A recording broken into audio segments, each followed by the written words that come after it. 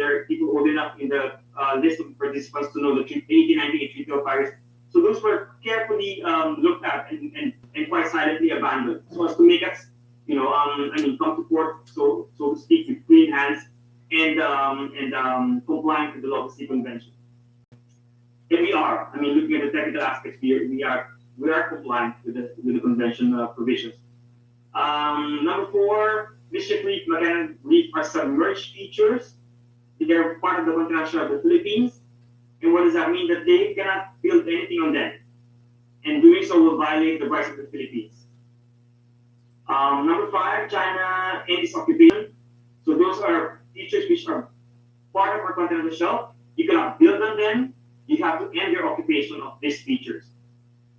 Gallatin Reef, Subi Reef is number 6, are submerged features. What's the effect? Since they are not at the high tide or above the tide, these are not islands under the convention. And neither are they located in the continental shelf of China. And therefore, the occupation is illegal, the construction is illegal, they have to cease, and they're unlawful.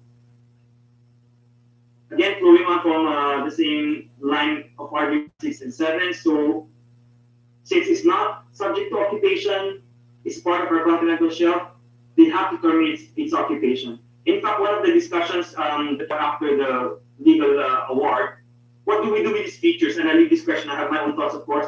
What do we do with these features? If you have your backyard, someone builds illegal features on them, who owns those features?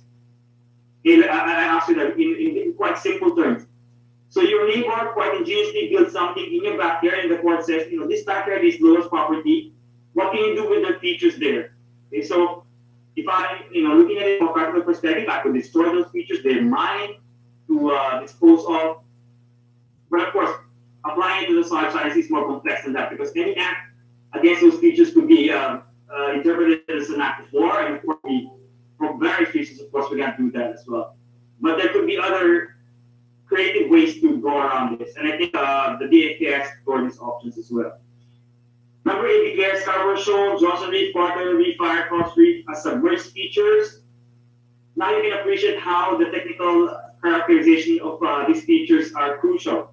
So they are not islands, they are not rocks, and therefore they cannot generate entitlement to a territorial sea and so on.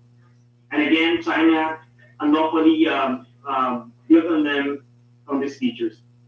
Number 9, still relevant up to this date, that China refrained from preventing Philippine vessels from exploiting in a sustainable manner the living resources in the waters adjacent to the Scarborough Shoal, Johnson Reef. Again, if you look at the map that I showed you, a lot of these are within the Philippine EEZ. Are being prevented from exercising that sovereign right. So the Philippines is telling the court to please ask China to refrain from preventing the vessels from doing what it could under the convention. Number 10 is quite obvious.